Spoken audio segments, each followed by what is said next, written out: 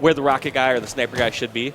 But yeah, that was tough to lose that sniper rifle over on Blue Bend in a case where that should have the significant advantage. Looking like Sprawl right now, just holding down Red Nest. Red in general on this game type is the inferior position, I would say. Mm-hmm. It's one of those things where obviously if you're holding blue, you can eventually get control of sniper. You have a better avenue towards catwalk. Yeah, and then of course, just higher height advantage essentially. So you're able to push out and contest and get a lot more shots down. Now, Red Base does have some pluses there, especially that light rifle spawning outside, and then of course being able to rotate over here to rockets very quickly. Sniper still in the hands of Team Solstice over at Blue Base. They're doing a good job locking that down. They need to be careful as the new set of power weapons get ready to spawn. Yeah, that's a good point, because I would say from Red you do have even footing for rockets. You have near even footing for overshield on something like strongholds, but yeah, in general, like you said, it's mainly blue dominated, just because, as you can see right here, like someone like Cloud is going to be able to just stay here towards blue side catwalk. He can rotate in towards blue base, and time is on Cloud's side. If Solstice doesn't make a move and just gives Cloud blue the rest of this game, Cloud's going to get more sniper ammo, which is going to translate to more kills and more power weapons. It's just this snowball effect. All right, now the real question is how good is Cloud with the last shot? And the sniper does hit a body, grabs the kill. All right, you're asking the Octagon God if he's going to hit the last shot with sniper? Yes, he is. Well, I'm self-proclaimed best last shot sniper in the game. I might miss the first 7 shots, but I'm going to hit that last one. That's what counts, too. That's what people are going to remember. They're not going to remember the first clip and a half. They're going to say, what did you do with that last bullet? Right, exactly. That's all that really matters. Awesome. Well, we are going to stay with Cloud since he has, I'm not sure how much ammo left in those rockets. He has 2 bullets. Ooh, nice splitter. And I like the fact that he's still going to hold on to these, and this should almost certainly translate towards this sniper grab. I wonder how long it's going to take to grab this, though, because I believe it's still up. I didn't see what teammate grabbed it, because I don't see it on anyone else's screen. Cloud taken down, though, with that rockets. I would say that's a pretty big mistake, especially with sniper still being up. Yeah, I mean, that was definitely a very crucial mistake. He did not want to drop so early. You know, you have the radar. You had 2 players from Solstice crouching around below him. He missed the thrust to get inside the base to try to avoid some of that damage. And then a great thrust by Solstice to avoid that first rocket. So Cloud actually turning over 1 rocket into their hand. 20-9 lead at that point in the game. And, you know, even though there's a healthy lead, nothing like Halo and maps like Eden Regret, some of these where you see the kill changes and the kill swings be so high. Now, one thing I'm seeing that Solstice is doing wrong is, yes, they got control of those rockets. They had sniper for a second. They had it in blue base. However, they lost it again. It seems to me that Solstice, when they have these power weapons, they don't seem to hold on to them for very long. Great job getting to kill that sniper again, but look at that Nebula taking down instantly with that sniper. We have not seen a member of Solstice stay alive with sniper for more than, what, 10, 15 seconds? Yeah, they're being a little bit over-aggressive with it. I wonder if the playing no radar last night is affecting them in any way, but they need to be playing this really carefully. Down by 10 kills, as soon as you grab a power weapon, you need to put that to use. You need to have the rest of the teammates just protecting and being a distraction for that player. Just create some space. I always talk about give that sniper breathing room. One thing I want to point out about Cloud at the moment is, wow, those perfect shots. But secondly is how he's just worried more about keeping out his BR and not trying to go for no-scopes until he's in a safer position. Now he realizes he maybe has some breathing room towards rocket side. He can back up towards blue, and Cloud getting caught off guard. So even these top players making, I would consider, big mistakes. Yeah, I mean, they still have a 13-kill lead, so I'm sure they're not too worried. But, you know, like we're saying, there's so many big swings can happen in this game based on who is controlling those power weapons. Now, it's got to feel good for Panda Gaming to know that even some of these small mistakes that they've been making, Team Solstice has not been able to capitalize on them in any way. So now Goofy running around with the sniper and in a very vulnerable position. So I like that. That was a lot of respect from Solstice, though, because you saw a member of Solstice over near Red Bend, and they just backed down. They had Goofy in an arguably 1v1 situation where Goofy was going to be forced to hit a no-scope or was going to die. And that player backed down saying, I've seen Goofy's no-scopes, I'm going to back down. Yeah, I saw that Matador player there, and I think he just hit that snipe on Case in mid-thrust, too. That's always an impressive shot to take. Yeah, and look at all this breathing room that Goofy has. So we talked about before where anytime Solstice had control of sniper, seems like that member was taken down in 10, 15 seconds, whereas anytime someone from Panda Gaming has sniper, they're able to kind of back down, they're able to have a bit of breathing room, and look at this, both power weapons up at the moment. Which weapon are these teams going to prioritize? When I asked T-Squared that question before, he said both, which is greedy from Squared, but I mean it's no surprise seeing how he played Halo in the past. I feel like having, I'm going to take both weapons. Yeah, I definitely. But I feel like having the sniper and blue base control actually puts you in a pretty good position to grab both, which is a little surprising that there was no one in blue for Panda Gaming. And if you have the other team trapped at red in security, you can't just give up a free blue control. You need to keep a player over there by plat. Yeah, and Panda Game just run away with this. Like, even with, you and I have a couple strategy differences from what we see Panda Gaming doing here, but obviously it's working out for them. They're up 17 kills. They have control of 2 sniper rifles. It's not just Goofy having a sniper rifle.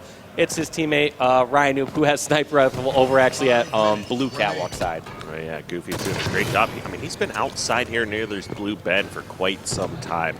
Just locking down this entire side of the map by himself. Ryanoob also with a sniper in his hands. 2 snipers in the hands of Panda Gaming. They've got to be feeling pretty good about the position they're in right now. Already a 1-game lead in the series. Looking to make it a quick 2-0 lead.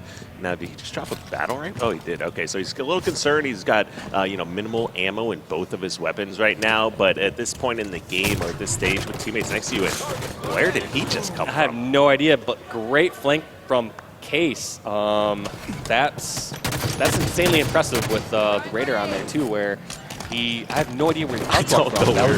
Obviously he had to come from blue route. stairs. I can't imagine where else he came from. But that was, another little bit of a mistake in Panda Gaming because when you're set up in a slow position like that, everyone has a job at that point and to cut off different angles. So you had 2 players watching the exact same angle, one with a sniper, one with just a pistol, and nobody's watching the stairs, and they got punished for it briefly. They didn't have to watch it the entire time either. It's not like someone had to watch that area indefinitely for 30 seconds straight. So like, just check it once every 10, 15 seconds, and it kind of goes with whether you're playing with or without radar, you need to have kind of those check routes where one thing I would always compare to is like Guardian. The first time you're playing Guardian Team Slayer in Halo 3, there's so many times people get back-to-back just because they wouldn't check the right corner, within the split second. But towards the end of Guardian's play, there was almost never any back-to-backs because people had this check routine where it's like, all right, I check lift, I check my back, here snipe 1, I check elbow, now I can snipe across to the top gold for a couple seconds. Then you do the rotation all again and check where all the different routes where someone can flank you from. Right, exactly. Now, of course, take a look at some of the stats here. Now, it's pretty impressive performance. Obviously, you got a steak dinner on our hands. Cloudson at, was that 17-6? So doing some big numbers out of him. We talked about it before, that Octagon God, and at the end of that game, he was running around with sniper shotgun for a while. And a lot of those, even though they were body shots, a lot of impressive body shots I didn't think he was initially going to hit. Yeah, he always hits those shots, and he's an incredible player in his own right. And one thing I think we do need to give credit to is we talked about how Solstice wasn't doing a very good job holding on to sniper or creating that breathing room. But a lot of credit also goes to Panda Gaming. I mean, every single time we saw a member of Solstice get control of that power weapon or get control of sniper, we saw Cloud right nearby with a shotgun. Mm-hmm. We saw Goofy flying in with BR. We saw Gabriel. Every single member of Panda was always on top of that. They never let the weapons get too far out of their sight or out of their hands. Yeah, I mean, clearly they knew exactly what they wanted to do to break some of the strategies that Solstice was trying to bust out on them.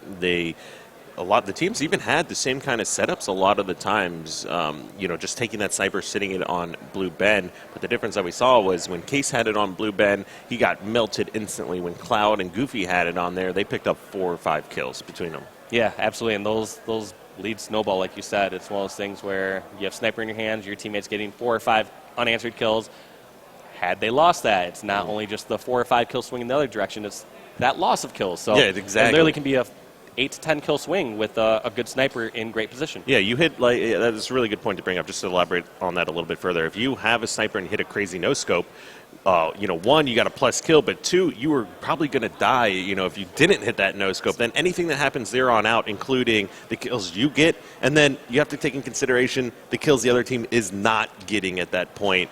So just hitting or doing something ridiculous might only add 1 kill to your screen, But in all actuality, it might be a 5, 6, 7 kill swing if it didn't work out in your favor. Yeah, we go through our own like butterfly effects of theorizing exactly. when that happens, where it's like, well, if I got that, you know what could have happened after. Yeah. It would have been over. I would have gotten a 3 or 4 kills, set up, and it's just crazy because it does end up playing that way, just that huge effect, and it's a butterfly or snowball effect or whatever kind of theory you want to apply to it. It definitely is real.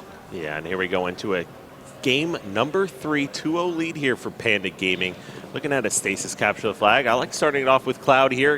Pick who he obviously deserves to get watched for a little bit based on his last game performance. Immediately grabbing that DMR, pushing to contest for top center. Great shots. 1 kill going over to Gabriel. Great nade. Wow, what?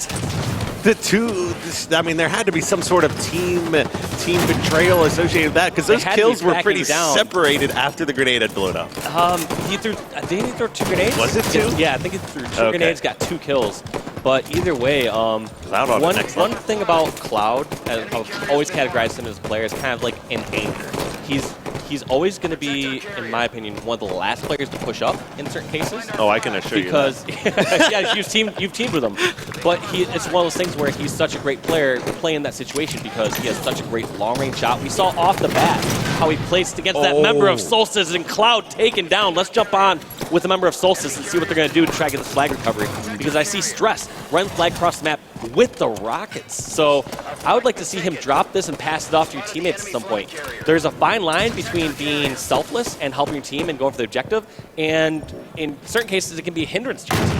I felt like I always got in that mindset where a lot of people are like, well, she's always going for the objective, he's always doing the right goal for the team, but sometimes I was doing it too much, and it ended up being the wrong play. Not going for the objective in certain cases is not being selfish, it's being smart and getting map control. Yeah, and that's a really good point to bring up as well, because I think I chatted with Commonly a little bit about that too. He's probably the most aggressive player in the league here right now, and it's a very fine line that you have to figure out for your team, when you need to be that guy that's always flanking, pulling flags, and when you need to just stop and help them out more. So Team Liquid has found a really good balance in that, especially with Commonly and what he's able to do. But sometimes he even does still at this point make some mistakes that might cause flag caps. What we saw at the beginning of this game, and great shots by Nebula to point that out, flag will be returned. But Cloud started off the game probably the best start you could possibly hope for, did everything right, and then literally sacrificed the flag cap. That wasn't necessarily a huge mistake by him, as opposed to a great play by Solstice, but they shut down, took the Rockets, got a flag return. Like, that should not have happened. Yeah, and I think it also goes to show that I think either there was a combination of great plays by Solstice, but also bad plays by Panda for not getting that capture. I mean, like you said, it's almost the ideal start. Getting Rockets, getting 3 members down, getting flag halfway across the map, and that was just being stopped. And so I think that clutch play, killing Cloud with Rockets there at the Blue Closet, was probably the stop to that flag. I mean, that might be the play of the tournament. If this was the finals or something like that, one of the best plays that you could possibly hope for. Like I said, it should not have happened. I mean, 10 out of 10 times Cloud should be picking up that kill, especially, being Cloud himself in essentially a 2v1, height advantage, map advantage, a flag down that the other player has to contest, so an extra distraction for you, and then losing actually the 1v1. Yeah, I've just been seeing some of these players from Solstice hit some incredible shots. I'm not sure if anyone's in position to finally stop this flag cap. Might be a little too far gone over at the blue stairs, and that looks like it's going to be cap number 1 going towards Panda Gaming. Just see what Solstice can do to bring this back, because they've shown a lot of life. They've shown a lot of clutch stops and plays, but in general, it felt like Panda has been in control of the majority of this map. I feel like Solstice has made do with certain rough situations, but I don't feel like they've been in a commanding sort of position. The only time I felt like they were in a commanding lead was they got that stop, they ran the flag back, they had Rockets. They could have transitioned that into a great counter cap, but I'm not sure how that situation fully played out. Yeah, the Rocket player took the Rockets bottom mid and got killed by a few grenades as he was hiding a bottom shotgun lift, which was a great job by Panda preventing them from capitalizing on their own mistakes that they just made. But now we're looking at Sprawl, and he's got the shotgun here over on the side of the map. Now the Rockets have just gone over in the hands of Solstice as well. He's trying to shoot one of those long-range rockets. He's not going to be able to connect on that. That means as long as Panda's having some good communication here, Rockets are going to be over, or excuse me, Shotgun's going to be over in their hands too, and they just lost Rocket. Yeah, Panda on top of those power weapons every single time. You saw how tough it was for Nebula to get away. Nebula got trapped by 2 or 3 members of Panda Gaming, so it's not just like Nebula lost a 1 versus 1, lost the weapon. It was just a tough situation where Panda's on top of that.